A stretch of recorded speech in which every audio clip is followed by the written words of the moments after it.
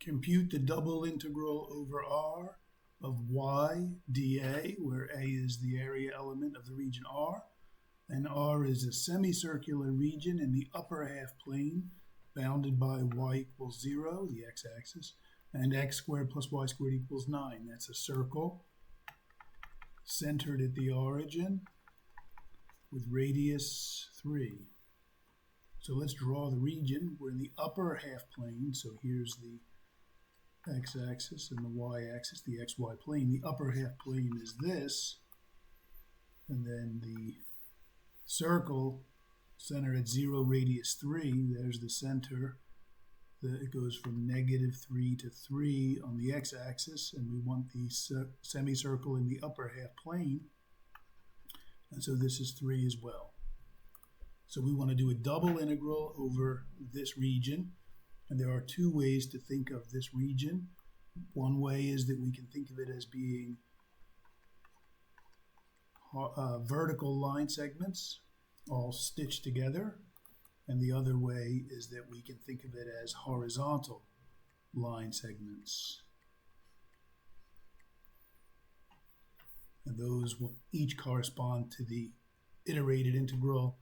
This one will correspond to saying that dA is equal to dy dx, and this one will correspond to saying that dA is equal to dx dy. Let's take a closer look. So here's our semicircular region.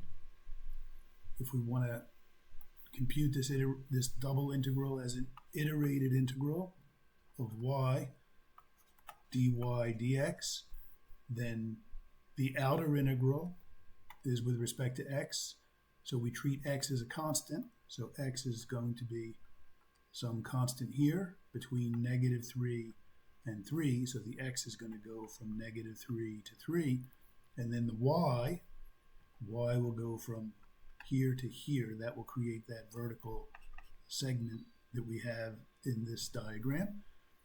So the y coordinate goes from 0 up to the top of the semicircle. And the top of the semicircle, if we solve for y, we would get y equals plus or minus the square root of 9 minus x squared. And the upper semicircle is plus the square root.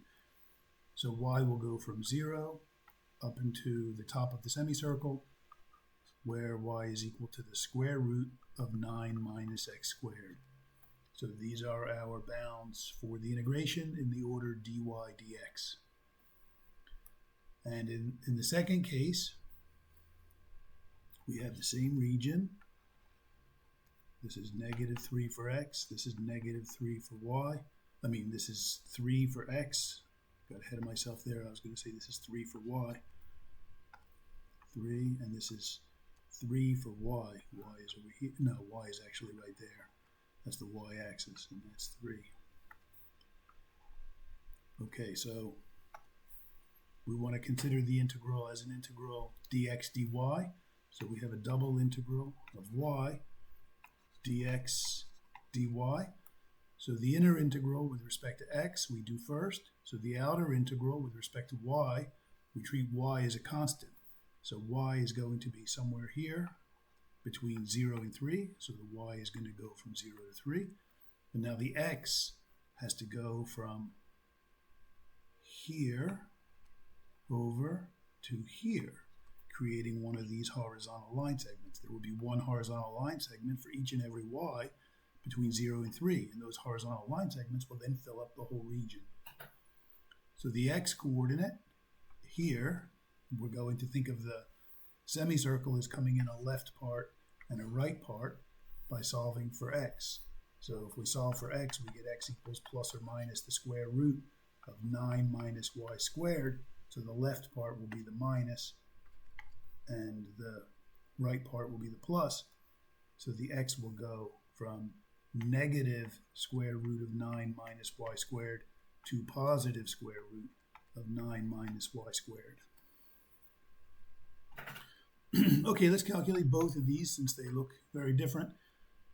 In the first case, we're integrating dy, so we have integral -3 to 3. integrate y, we get y squared over 2, and we have to plug in the bounds, square root of 9 minus x squared and 0, and then after we calculate that, we integrate the result with respect to x.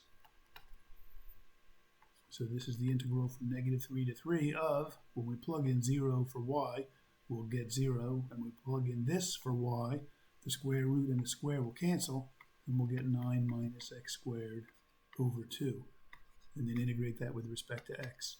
So 9 halves, the antiderivative is 9x over 2, and x cubed over 2, the antiderivative is, x squared over 2, the antiderivative is x cubed over 6. And we have to go from -3 to 3. And so this is going to give us, if we plug in 3, 27 over 2 minus 27 over 6. And then minus, if we plug in -3, we get the exact opposite. We'll get -27 over 2 plus 27 over 6. 27 over 2, double negative makes plus 27 over 2 is 27. And then negative, and then another negative. So we have negative 54 over 6, which is -9. And the answer is 18. Let's verify it here. With this, let's do the integral again, but in the other order. So we have integral 0 to 3. If we're integrating y dx, then y is a constant, and so the antiderivative is just y times x. And we have to plug in the endpoints, square root of 9 minus y squared for x, and negative square root of 9 minus y squared, and then integrate dy. So we're plugging in these values for x. So we have square root of 9 minus y squared times y, and then minus, and plug in the negative, that's going to make a plus, and we have y times the square root of 9 minus y squared dy, and that's integral 0 to 3 of 2y times the square root of 9 minus y squared dy. And we could calculate this integral using a u substitution. We'll do u equals 9 minus y squared, then du is negative 2y dy. So we'll have a negative, because we are missing a negative here, so effectively we'll put a negative in and there as well to cancel. So this is the dy, this and this make the du. And then we have the extra minus here, so we're going to have a du. And this is going to be the square root of u. So we have to integrate the square root of u du. And our end points, instead of 0 and 3, if y is 0, then u is 9. And if y is 3, then u is 0. And these are kind of backwards, so we could switch the endpoints and get rid of the minus. That's very nice. Integral 0 to 9, square root of u du. And this should turn out to be 18. Let's double check. The antiderivative of u to the 1/2 is u to the 3/2 times 2/3. Plug in 0 and 9. When we plug in 0, we'll get 0, so we just plug in 9. And we get 2/3 times 9 to the 3/2.